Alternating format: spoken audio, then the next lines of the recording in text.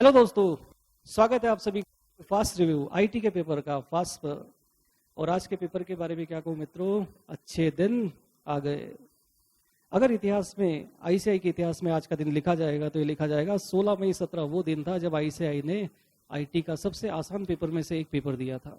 बहुत ही आसान, लड्डू हलवा क्या बोले, इस तपती गर्मी में शीतलता का एहसास लिए हुए एक पेपर था ये। और बहुत ही आसान से क्वेश्चन, बड़ी आसानी से आपने इसको सॉल्व किया होगा। चलिए शुरू करते हैं हम लोग इसका रिव्यू।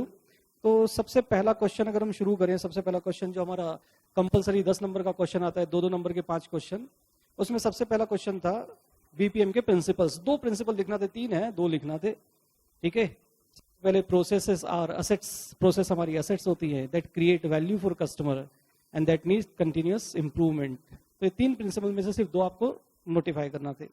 अगला जो क्वेश्चन था, what kind of awareness is required by auditor for auditing of an IT environment. ये क्वेश्चन कहीं से कहीं तक आईटी का है ही नहीं। एक कॉमन सेंस का आंसर है कि ऑडिटर की रिक्वायरमेंट क्या होती है। He should know the methodology of audit, audit की मेथोडोलॉजी पता होना चाहिए जिससे वो प्रोसीजर्स स्टैंडर्ड्स वगैरह डिसाइड कर सके, समझ सके। और दूसरा, he should know about the techniques and procedures जिससे वो ऑडिट की प्लानिंग उसका परफॉर्म कर सके, ऑडिट को कंप्लीट कर सके। सिंपल सा आंसर था। इसके बाद अगला क्वेश्चन आया था advantage of fibre optic transmission. यहाँ पर एक छोटा सा गाना याद आता है, पूरा गाने की जरूरत नहीं, छोटा सा ही गाना है, ठीक है। Here thin glass fibre protective jacket में डेटा को कन्वर्ट करे लाइट सिग्नल। अब एडवांटेज, ज्यादा स्पीड से ज्यादा डेटा ले जाता है, इलेक्ट्रिक नॉइज से बचाता, एरर घटाता है। ये एडवांटेज थे। ज्यादा स्पीड से हाई वॉल्यूम डेटा को कैरी कर सकता है और इलेक्ट्रिक नॉइस का प्रॉब्लम इसमें नहीं होता, इंटरफेरेंस का प्रॉब्लम नहीं होता, इस वजह से एरर रेट भी लो होता है। तो जिनको गाना याद था बिल्कुल लिख कर आए होंगे, मतलब सभी लिख करके आए होंगे। दूसरा, डिसीजन सपोर्ट सिस्टम यूजर की कैसे हेल्प करता है, ये क्वेश्चन था। तो हमने पढ़ा था डीएसएस के बारे में कि इससे हम लोग एनालिसिस कर सकते हैं व्हाट इफ कंडीशन क्या होगा अगर चेंजेस। इससे हम अनस्ट्रक्चर्ड डिसीजन मेकिंग का काम भी ले सकते हैं, ऐसे डिसीजन जो कि नॉर्मली ऐसी प्रॉब्लम्स के जो नॉर्मली सामने नहीं आती, अनस्ट्रक्चर्ड डिसीजन मेकिंग। तो हमने बोला था कि और एक्सटर्नल सोर्सेस से डेटा को लेकर के आता है, इंटरनल एक्सटर्नल सोर्सेस दोनों से डेटा को लेकर के आता है, ऐसा हमने पढ़ा था इसके बारे में। तो वही इसके यूज है। अगला क्वेश्चन था what are the component of computerised information processing cycle. Input, process, output, storage and feedback. एक छोटा सा डायग्राम, चैप्टर 5 का क्वेश्चन है ये। छोटा सा डायग्राम आपको बनाना था और ये 5 कंपोनेंट के नाम लिखना थे, ठीक है। मैनुअल सिस्टम में 3 होते हैं, input, process and output. Computerise system में 5 होते हैं, input, process, output, storage and feedback. और फीडबैक के साथ हम कंट्रोल के बारे में भी लिखते थे। चलिए, बड़े क्वेश्चन में से एक फ्लो चार्ट है जो सबसे आखिरी में मैं ड्रॉ करके आपको दिखाऊंगा। सिंपल इजी सा फ्लो चार्ट है, देखते हैं बाद में। Question number 3, explain the different types of feasibility study done in the system investigation phase of the system development life cycle. याद करो, इंपॉर्टेंट क्वेश्चन है बेटा, इस बार आने वाला है। लिखवाया था मैंने, आ गया। याद करने के लिए क्या बोला था हमने, फिजिबिलिटी स्टडी से पता लगा कि MMS is case of lost economist, LOST economy. L क्या था, legal feasibility. O operational feasibility. S schedule feasibility. और T टेक्निकल फिजिबिलिटी। और आखिरी हमने बोला था इकोनॉमिक फिजिबिलिटी। तो ये 5 फिजिबिलिटी आपको एक्सप्लेन करना थी, 4 नंबर कमाने थे। Explain any 4 advantages of using database management system. गाना नंबर 2 याद है, एडवांटेज, फ्रेंड की सिक्योरिटी बढ़ाए, इंटीग्रिटी, फास्ट ऐप शेयरिंग से कम हो रिडंडेंसी। तो फ्रेंड से याद आता है यूजर फ्रेंडली, ठीक है। सिक्योरिटी, इंप्रूव्ड सिक्योरिटी, बढ़ाए integrity, higher data integrity, fast app sharing, faster application development, data sharing, और मिनिमाइज द डेटा रिडंडेंसी। ये 6 में से आपको 4 लिखना थे और सभी का थीम एक ही था, क्योंकि डेटा एक जगह पर होता है इसलिए हमको ये फायदा मिलता है। आसानी से आप करके आओगे। क्वेश्चन नेक्स्ट जो था अपना, क्वेश्चन नंबर 4, इसका ऑप्शन ए जो है, it is characteristics of local area network. Local area network के कैरेक्टरिस्टिक्स हैं। तो सबसे पहले हमको बताना होता है कि भाई लोकल एरिया नेटवर्क में कंप्यूटर्स को जोड़ने के लिए हम लोग किसी भी तरह का टेलीकम्युनिकेशन मीडियम जैसे fibre optic, telephone wire, wireless medium कुछ भी यूज कर सकते हैं। ये पहला कैरेक्टरिस्टिक था। हर कंप्यूटर में वायर लगाने के लिए क्या चाहिए, NIC नेटवर्क इंटरफेस कार्ड चाहिए। फिर एक पावरफुल मशीन को नेटवर्क ऑपरेटिंग सिस्टम इंस्टॉल करके हम सर्वर बनाएंगे। कौन सा सर्वर, या तो फाइल सर्वर या नेटवर्क सर्वर। और ये सारा नेटवर्क क्या सुविधा देगा अपने यूजर को, यूजर इससे रिसोर्सेज शेयर कर सकता है, कम्युनिकेट सकता है और साथ में कोलैबोरेशन भी कर सकता है। ठीक है, अभी आगे हम समझें, ये सिंपल सा क्वेश्चन था एक। इसके बाद अगला जो क्वेश्चन आया था वो था what are the facts responsible for occurrence of vulnerability in the software. Software में वल्नरेबिलिटी किन फैक्टर्स से आती है, याद करो। साइट बोला था हमने, ठीक है, सॉफ्टवेयर बग्स, दूसरा हमने बोला था इनसिक्योर डिफॉल्ट कॉन्फ़िगरेशन, तीसरा था ट्रस्टिंग अनट्रस्टवर्दी इंफॉर्मेशन और एंड यूजर, और एक पांचवा होता है टाइमिंग विंडोज, जो कि ठीक है आप 4 भी लिखेंगे तो चलेगा, 5 भी लिख सकते हैं। Question number 5, different type of information system, chapter 4 का सबसे पहला क्वेश्चन है ये। 4 तरह की क्लासिफिकेशन में 4 तरह की कैटेगरीज होती है इंफॉर्मेशन सिस्टम की। स्ट्रेटेजिक लेवल सिस्टम जो टॉप मैनेजमेंट यूज करता है, जिसमें हमने एग्जांपल लिखना था एग्जीक्यूटिव सपोर्ट सिस्टम का। दूसरा था मैनेजमेंट लेवल सिस्टम जो कि मिडिल मैनेजमेंट यूज करता है, जिसमें हम MIS और DSS का एग्जांपल लिख कर आएंगे। तीसरा सिस्टम था नॉलेज लेवल सिस्टम जो कि नॉलेज वर्कर्स यूज करते हैं। इसके अंदर हम लोगों ने एग्जांपल लिखा था ऑफिस ऑटोमेशन सिस्टम और नॉलेज मैनेजमेंट सिस्टम का। और आखिरी था ऑपरेशनल लेवल सिस्टम, जिसके अंदर हम लोग TPS ट्रांजैक्शन प्रोसेसिंग सिस्टम के बारे में लिखने वाले थे। ठीक है, और इसके अलावा फंक्शनल बेस्ड सिस्टम एक चार्ट बनाया था हम लोगों ने। फंक्शनल बेस्ड सिस्टम में हमने बोला था भाई अकाउंटिंग इंफॉर्मेशन सिस्टम होता है, कोर बैंकिंग सिस्टम होता है, ERP होता है, ये अदर सिस्टम की कैटेगरी में भी आ सकते हैं, लेकिन अगर आपने पहले 4 भी लिखे तो सफिशियंट है। अगला क्वेश्चन इसी में था, अरे वाह, सबसे आसान क्वेश्चन में से एक, TPS के एसिड क्वालिफायर्स याद है ना। एसिड क्वालिफायर्स, सबसे पहला एटॉमिसिटी, ऑल और नन, कंसिस्टेंसी, इंटीग्रिटी रूल्स को फॉलो करना चाहिए। तीसरा था isolation, transaction must be perform in isolation, debit credit एक साथ होना चाहिए। और चौथा ड्यूरेबिलिटी, एक बार जब मैंने ट्रांजेक्शन कंप्लीट कर दी तो मैं उसको अंडन नहीं करता, ऐसा हमारा TPS बोलता है। तो बहुत ही आसान सा क्वेश्चन था ये। क्वेश्चन नंबर 6 की अगर हम बात करें तो क्लाउड के 4 कैरेक्टरिस्टिक्स, क्लाउड के कैरेक्टरिस्टिक्स कैसे होना चाहिए, जैसे कि मेरा पावर, M पावर, याद है मेरा पावर, M था मल्टी टेनेंसी, P था पे पर यूज, ठीक है, E मेरा पावर, O था on demand, W workload movement, E था इलास्टिसिटी एंड स्केलेबिलिटी और R था रेजिलियंस। इसमें से कोई 4 आपको लिखने के लिए ICAI ने बोला था, आसान थे। क्वेश्चन अगला इसी चैप्टर में था, what are the generic reasons for going for BPA, business process automation के लिए क्यों जाने का है। तो बहुत ही सिंपल सा आंसर था, याद करो, हमको बिजनेस प्रोसेस ऑटोमेशन करना चाहिए क्योंकि हमको लगाना है टाटा इंडिका कार में MRF का टायर। एक निमोनिक बनाया था ऐसा, टाटा इंडिका कार में MRF का टायर। निमोनिक क्या था बेटा, हमने लिखा था इसके बारे में सबसे पहले, transform data into information. I क्या था, improve performance in efficiency. C था कॉस्ट सेविंग। इसके बाद में making user more efficient and effective. अगला हम लोगों ने बात किया था reducing impact of human error, MRF, fast services to customer and to remain competitive. ये कुछ रीजन थे जिसकी वजह से हमको बिजनेस प्रोसेस ऑटोमेशन कर लेना चाहिए। चैप्टर 4 का ये क्वेश्चन था, चैप्टर 5 का सॉरी क्वेश्चन था ये।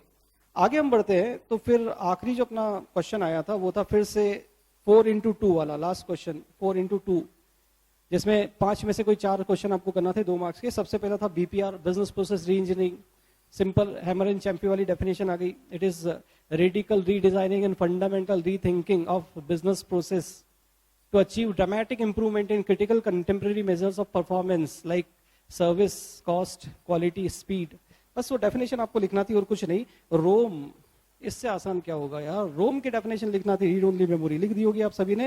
हाइपर टेक्स्ट ट्रांसफर प्रोटोकॉल, फिर से 80 वाइड इंटरनेट डिप्लॉयमेंट पर HTTPS दे सुरक्षा हरदम, याद करो आप। इट प्रोवाइड सिक्योर नेटवर्क, ठीक है, ओवर द इंटरनल नेटवर्क और particularly wide deployment of the internet, ऐसा करके आंसर आता है। आर्टिफिशियल इंटेलिजेंस, ठीक है, हम लोग यहाँ पर कॉम्प्रीहेंड करते हैं या फिर हम लोग सिमुलेट करते हैं intelligent human behaviour on the computer. ऐसी मशीन क्रिएट की जा रही है that can comprehend the human behaviour, ऐसा हमने लिखा था, ठीक है। इनके सब्जेक्ट एरिया और किस तरह की फील्ड में काम करते हैं, आंसर हमको लिखना था। आखिरी था नेटवर्क वर्चुअलाइजेशन, फिर से गाना। देखो 4 क्वेश्चन ऐसे हैं जो गाना गाकर याद आ गया। वर्चुअलाइजेशन, बैंडविड्थ को स्प्लिट करे इंडिपेंडेंट चैनल में, फिर उसको असाइन करे पर्टिकुलर सर्वर में। एक फिजिकल नेटवर्क से बनाए नेटवर्क कई या कई फिजिकल नेटवर्क्स को जोड़े, यही याद आया। तो बस ये गाना हमको एक्सप्लेन करना था, जो लोग बैच में थे उनको बहुत आसानी से याद आ गया होगा। तो बहुत ही आसान सा पेपर था। आखिरी की एक चीज रह जाती है, फ्लो चार्ट। बहुत ही एक सिंपल सा फ्लो चार्ट आया था जिसको हम फटाफट से यहाँ बना लेते हैं, जल्दी से हम बना लेते हैं। तो चलिए फ्लो चार्ट क्या था देखते हैं। फ्लो चार्ट कुछ ऐसा था कि एक कंपनी है साहब, वो 3 तरह के प्रोडक्ट्स बेचती है, ABC, और 2 तरह के कस्टमर्स है उनके, डीलर्स एंड रिटेलर्स। अपनी सेल को प्रमोट करने के लिए कंपनी कुछ डिस्काउंट देती है भैया। कैसा डिस्काउंट देती है? 10% discount is allowed on product A to all type customer. चलिए थोड़ा सा नोट करते जाते हैं हम लोग यहाँ पर कि अगर कस्टमर जो है वो प्रोडक्ट ए खरीदता है तो चाहे जैसा कस्टमर हो उसको 10% डिस्काउंट मिलेगा। तो पहला, प्रोडक्ट टाइप अगर ए है, अगर प्रोडक्ट टाइप ए है तो डिस्काउंट की वैल्यू है 10%। ठीक है। दूसरा ये लिखते हैं कि अगर प्रोडक्ट का टाइप बी है तो रिटेलर को 8% और डीलर को 12%। तो अगर product type equals to B और customer type equals to retailer, ठीक है, तो रिटेलर को 8%, डिस्काउंट विल बी 8%। और अगर कस्टमर रिटेलर नहीं है, अदरवाइज एल्स कौन होगा? डीलर होगा। तो डीलर को डिस्काउंट देते हैं साहब ये 12%। और तीसरा, अगर प्रोडक्ट टाइप सी है, अगर कस्टमर को जो प्रोडक्ट दिया जा रहा है वो सी टाइप का है तो रिटेलर को तो 15% डिस्काउंट मिल ही जाएगा। यहां पर फिर से चेक करना है कि इफ कस्टमर टाइप, अगर कस्टमर टाइप जो है वो रिटेलर है तो डिस्काउंट उसको भैया 15% तो मिल गया। लेकिन अगर वो रिटेलर नहीं है तो फिर से चेक करना पड़ेगा कि अगर वो ऑर्डर जो देता है, ऑर्डर की वैल्यू 10,000 या उससे ज्यादा है, क्या लिखा है? Minimum of 10,000। If value of order is minimum of 10,000, तो 10,000, मिनिमम ऑफ 10,000 का मतलब हो गया 10,000 से ऊपर अगर वो लेता है तो उस केस में 20% डिस्काउंट उसको मिलता है। तो डिस्काउंट हो जाएगा 20%, अदरवाइज डिस्काउंट हो जाएगा 0। बस अगर आप ये लॉजिक बना लिए हो तो आपका फ्लो चार्ट हो गया। ठीक है। प्रोडक्ट टाइप ए पर 10% सबको, प्रोडक्ट टाइप बी पर रिटेलर को 8% और डीलर को 12%, प्रोडक्ट टाइप सी पर रिटेलर को 15 और डीलर अगर 10,000 से ज्यादा खरीदो तो 20, नहीं तो 0। अब इनपुट क्या चाहिए? तो रूल याद है ना आपको इनपुट का? फार्मूला के लेफ्ट हैंड साइड पर, ठीक है, फार्मूला के राइट हैंड साइड पर और कंडीशन के लेफ्ट हैंड साइड के वेरिएबल का इनपुट लेते हैं। जिन्होंने फ्लो चार्ट पढ़ा याद होगा उनको। तो प्रोडक्ट टाइप का इनपुट लगेगा, कस्टमर टाइप का इनपुट लगेगा, ऑर्डर वैल्यू का इनपुट लगेगा और डिस्काउंट तो कैलकुलेट हो रहा है। तो चलिए फटाफट से फ्लो चार्ट बनाते हैं, जल्दी से फ्लो चार्ट बनाते हैं। शुभारंभ होता है स्टार्ट के बाद CAWL लिखने से। उम्मीद है भूले नहीं होंगे आप लोग।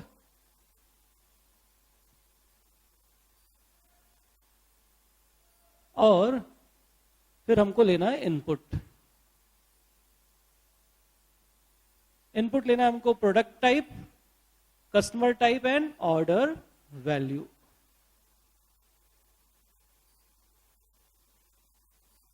अब कंडीशन, पहली कंडीशन बोलती है अगर प्रोडक्ट टाइप ए है तो दे डालो डिस्काउंट 10%। 10% को हम लोग 0.10 लिख लेते। अगर ऐसा नहीं है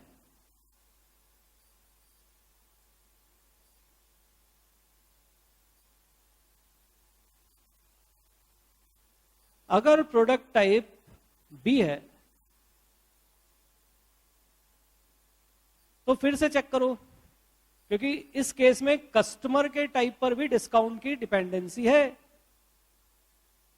तो यहां पर फिर से चेक करो कि इज CT इक्वल्स टू, मैं रिटेलर को शॉर्ट में लिख रहा हूं RT।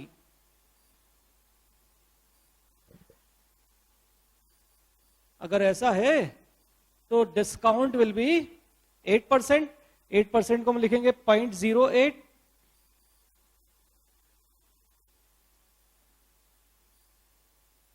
और अगर ये भी नहीं तो ऑब्वियसली बात है प्रोडक्ट सी होगा। अब हमको ये नहीं चेक करना है कि प्रोडक्ट सी है, क्योंकि अगर ए नहीं बी नहीं तो सी ही होगा। Is PT equal, sorry, is, अब कस्टमर टाइप की बात है, customer type equals to retailer. Retailer को डायरेक्ट 15% डिस्काउंट मिल जाएगा।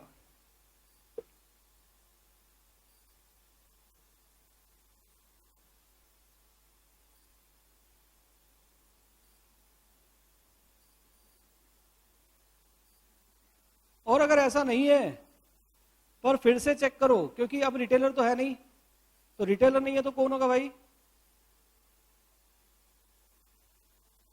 डीलर होगा। लेकिन डीलर के लिए हमको चेक करना है कि order value should be more than और equal to 10,000। Minimum of 10,000 is more than equal to 10,000।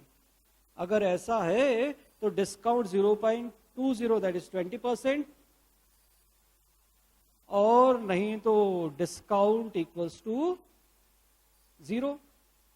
अब हमको कैलकुलेट करना डिस्काउंट की वैल्यू, तो discount equals to order value into D, और डिस्प्ले कर दो, क्योंकि उन्होंने डिस्काउंट डिस्प्ले करने का बोला है। डिस्प्ले, डिस्काउंट प्रिंट बोला हो तो प्रिंट, डिस्प्ले बोला हो तो डिस्प्ले।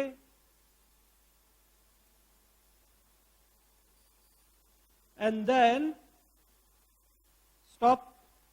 और अब इन सबको जोड़ना है।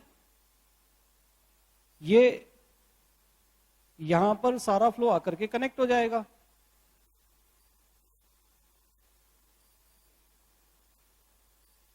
और बाकी सभी को, अच्छा इस केस में भी हमको डिस्काउंट डालना पड़ेगा। Discount equals to 12%। ये रह गया था।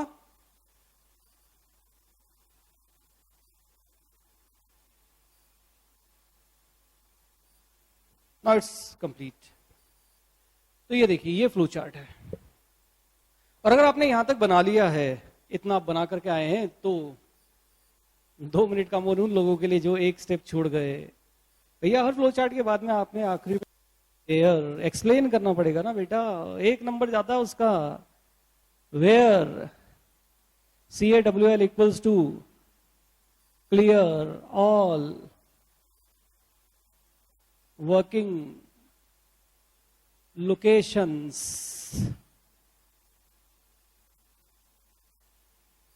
फिर PT equals to product types, CT equals to customer type, OV equals to order value, D equals to discount rate, और DIS equals to